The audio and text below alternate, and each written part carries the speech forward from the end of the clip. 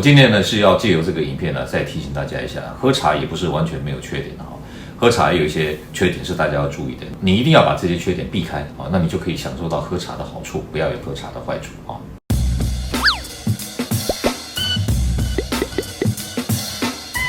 健康加财富，知足就是福。在今天节目开始前，请大家踊跃订阅邱医师的频道，订阅的人数越多，邱医师讲的越起劲，我会跟大家分享更多更有用的医学知识，来帮助大家追求更多的健康。大家好，上次邱医师跟大家谈过这个喝茶跟喝咖啡的比较哈，我们有说这个喝茶有一些优点啊，是喝咖啡没有的。如果说你担心咖啡当中的咖啡醇可能对你的胆固醇或者是低密度脂蛋白，也就是俗称的这个坏胆固醇有影响的话呢，那么你可以考虑喝茶取代这个喝咖啡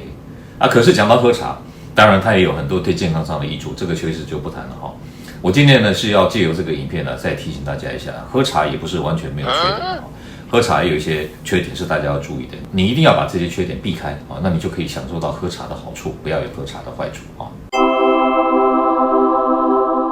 第一个喝茶的缺点呢，喝茶呢容易影响铁质的吸收。茶叶当中的单宁酸又叫鞣酸它会跟我们饮食当中的铁质结合，形成不容易吸收的复合物。所以如果你经常呢在餐中喝茶的话呢，你就会影响铁质的吸收，容易造成贫血的问题。有贫血的问题，或者是孕妇或者是哺乳期当中的女性呢，如果你们要喝茶的话呢，尽量避免在餐后立即喝茶，或者是一边吃饭一边配茶。我常常看到一些年轻人呢，买一杯奶茶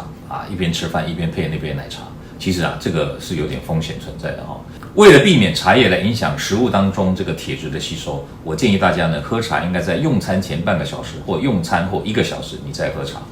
那如果真的非得这个一边吃饭一边配茶的话呢，那你就选择红茶这种重发酵的茶呢，里面的单宁酸浓度会低一点比较不会影响铁质的吸收。第二个呢，就是喝茶容易影响睡眠的品质，因为茶叶当中的咖啡因呢具有提神的作用，这个我们在讲咖啡的时候就有提到了嘛。虽然说茶叶的咖啡因浓度没有像咖啡那么高，大概一杯茶的咖啡因只有一杯咖啡的1/3到1/4的这样的浓度，可是呢，对于咖啡因比较敏感的，或者是有失眠问题的人呢，你在睡前喝茶呢，茶叶当中的咖啡因呢，其实还是多多少少会影响你的睡眠。所以呢，你睡前应该避免喝那种咖啡因含量比较高的茶，像是绿茶、高山茶、乌龙茶这一类的茶。如果真的要在睡前喝一样的你还是选择那种比较重发酵的茶叶，例如说红茶或者普洱茶这样的茶，就比较不会有那么多的咖啡因来影响你的睡眠第三个呢，就是喝茶容易刺激你的肠胃。茶叶当中的咖啡因跟茶多酚呢，容易使胃酸的分泌增加，所以对于有胃病的人、有胃溃疡的人、或者胃食道逆流的人、胃部比较敏感的人，比较容易造成不适。所以这一类人应该避免空腹喝茶，或者是经常喝很浓的茶。如果要喝呢，我建议你还是应该减少那个饮用量或者是选择红茶泡的茶来喝，会比较好一点。第四个呢，是食道癌的风险。有医学研究发现说经常饮用或食用高温的水或者高温的食物温度如果经常都超过65度 C 以上呢，长期下来有可能增加食道癌的风险。我们的频道呢已经推出会员制度了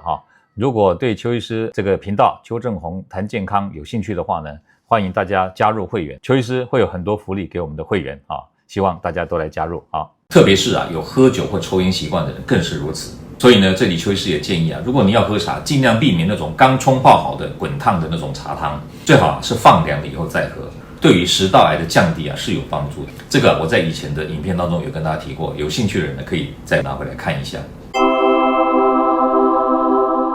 最后第5点呢，就是茶容易跟药物产生交互作用。茶叶当中的成分刚刚提过的那些可能会跟药物产生交互作用，来影响药物的效果。所以建议大家如果要吃药的话呢，尽量配白开水，而不要配茶水。或者你在吃药的前半个小时或吃药后的1个小时内，尽量避免喝茶。以上跟大家分享的就是喝茶的5个缺点希望大家在喝茶的同时要把这5个缺点记在心里。我们喝茶要享受喝茶的优点，而不要让喝茶的缺点来影响我们的健康，这样才是健康加财富，知足就是福最大的宗旨。希望今天分享内容对你有所帮助，欢迎大家订阅邱医师的频道，按赞分享，打开小铃铛获取最新的讯息。我们下回再见，拜拜。